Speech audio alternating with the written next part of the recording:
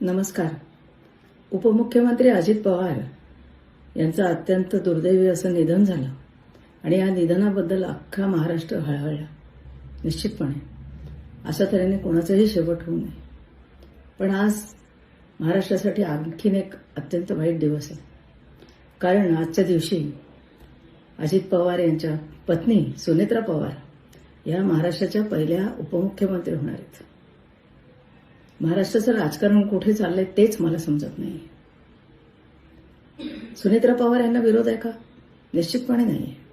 सुनेत्रा पवार यांना विरोध असायचं काही कारण नाही. पण सुनेत्रा पवार यांना राजकारणाचा कसलाही अनुभव नाही.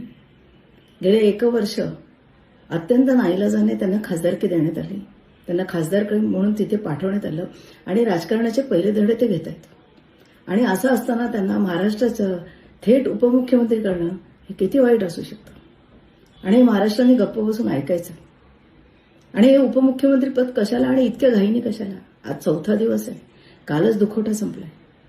इतक्या घाईनी कशाला? सरळ आहे. इतक्या घाईनी कशाला? कारण राष्ट्रवादीच्या अजित पवार गटाचे जे नेते आहेत, प्रफुल्ल पटेल, छगन भुजबळ, सुनील तटकरे, धनंजय मुंडे, या सर्वांना आपली कातडी वाचवायची. सरळ गोष्ट आहे. त्यांना काहीही करून एक नेता पाहिजे ज्याला ते इथे आणणार, ज्याला उपमुख्यमंत्री म्हणणार आणि त्यांच्या छायाखाली स्वतःची कातडी वाचवणार. ते भाजपात जाऊ शकतात का? निश्चितपणे जाऊ शकतात आणि येत्या काळात हेच दिसणार आहे. काही जण भाजपात जातील, काही जण एकनाथ शिंदे गटात जातील. पण तोपर्यंत काय? तोपर्यंत त्यांना प्रोटेक्शन पाहिजे. आणि त्यांना प्रोटेक्शन कसं मिळणार? शरद पवार गटात जाणं हे स्वाभाविक होतं. पवार कुटुंबाने एकत्र येणं हे स्वाभाविक होतं. महाराष्ट्राला तीच अपेक्षा होती. पण त्यांना शरद पवार गटात जायचं नाहीये.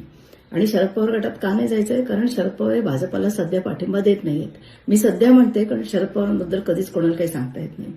आणि जर शरद पवारांनी भाजपाला पाठिंबा दिला नाही आणि हे नेते जर शरद पवार गटात गेले तर या प्रत्येक नेत्याच्या विरोधात अत्यंत गंभीर असे गुन्हे दाखल आहेत. अत्यंत गंभीर.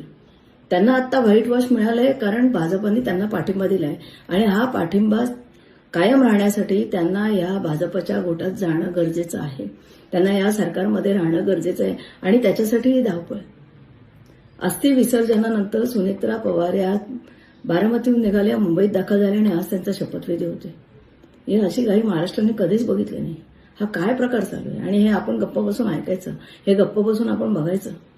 महाराष्ट्राने भावनिक होऊन निर्णय घेणं सुरुवात केलेली आहे आणि ही सर्वात धोकादायक गोष्ट आहे. महाराष्ट्र हा सुविद्य सुसंस्कृत म्हणत होतो आपण. जर हा सुविद्य आणि सुसंस्कृत असेल तर महाराष्ट्राची जनता भावनिक निर्णय घेते. याच्यावर नेत्यांचा इतका विश्वास का आहे? त्यांना माहिती आहे की कुठलंही भावनिक कारण आणलं की आपण मतदान करतो. कुठलंही भावनिक कारण आणलं की आपण पाठिंबा देतो एखाद्या नेत्याला. पाठिंबा म्हणजे किती पार लोळण घालण्याचे त्याच्या पायाची.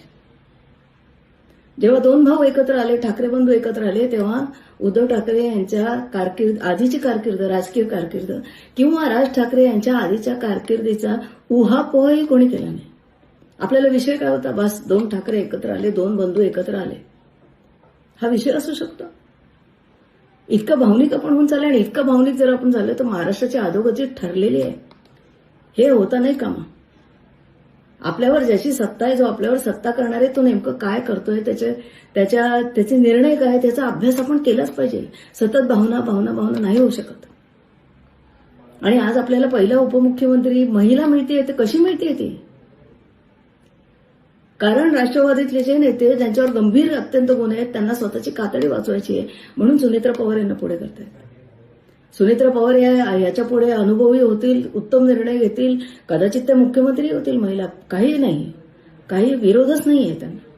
विरोध अशाला आहे की हे राजकारण महाराष्ट्रात होऊ शकतं की एक अजित पवार यांचं नाव असलेली एक व्यक्ती, जिला काही अनुभव नाहीये अजिबात राजकारणात, ती आज थेट येऊन शपथ घेते. आणि यांचा दोन्ही राष्ट्रवादी एक होण्याच्या बाबत चर्चा सुरू होती का माहिती नाही आपल्याला. फक्त शरद पवार गोटातले जे कोणी आमदार आहेत, जे कोणी नेते आहेत, ते म्हणतात की हो चर्चा सुरू होती, चर्चा सुरू होती. अजित पवार गटातले एकही म्हटलं नाही, कारण त्यांना जायचंच नाही शरद पवारांबरोबर. कारण शरद पवारांबरोबर गेलं तर आपण भाजपच्या विरोधात जाऊ आणि आपण भाजपच्या विरोधात गेलो तर आपली छत्रछाया जाणार आहे, त्यांना पक्क माहिती.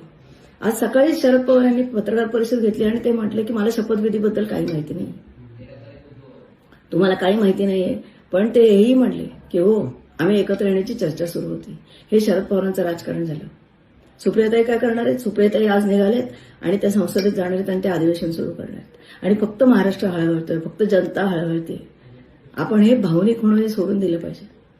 आणि मला आणखीन एक पवार अंजली दमानिया यांना विचारायचं आहे. काल अंजली दमानिया अजित पवार यांचं निधन झाल्यानंतर अत्यंत भावूक झाल्या आणि रडल्या. बरोबर आहे, माणूस आहे आपण आणि हे होणारच. आणि ज्या तऱ्हेने त्यांचं निधन झालं हे अत्यंत दुःखद होतं. पण अंजली दमानिया पुढे असं म्हटलं की त्यांच्या विरोधाची केस संपली. मला अंजली दमानिया यांना सांगायचं आहे की तुमचा जो लढा होता तो अजित पवारांच्या विरोधात लढा होता की 70,000 कोटींच्या सिंचन घोटाळ्याचा लढा होता.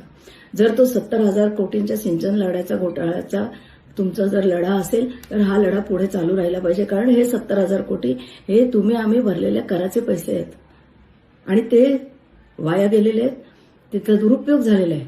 आणि त्यामुळे हा जो लढा तुम्ही देताय हा सुरू राहिला पाहिजे. पण जर तुमचं हे व्यक्तिगत असेल अजित पवारांच्या विरोधात तर तुम्ही म्हणालात तसे हे तुम्ही थांबवताय ते योग्य. हा निर्णय तुम्ही घ्यायचा आहे आणि तुम्ही जो निर्णय घेणार आहात त्याच्याकडे आमचं बारीक लक्ष आहे. आज महाराष्ट्राला पहिली उपमुख्यमंत्री म्हणणारा हा चांगला दिवस आहे का वाईट दिवस आहे? माझ्या मते अत्यंत वाईट दिवस आहे. कारण एक अनुभवी महिला जिनी स्वतःच्या कर्तृत्वावर आली आणि जी स्वतःच्या कर्तृत्वावर उपमुख्यमंत्री म्हणली, असं जर झालं असतं ना तर आज आनंदाचा क्षण होता. पण आज आनंदाचा क्षण नाही. महाराष्ट्राच्या जनतेला गृहीत धरून त्यांना भावनिक करून महाराष्ट्राच्या राजकारणाचा आणि राजकारणामुळे येथे जे निर्णय होणार आहेत त्याचा सगळा जो खेळखंडोबा आहे तो आजपासून सुरू झालाय. हे महाराष्ट्राचं दुर्दैव आहे. जय हिंद.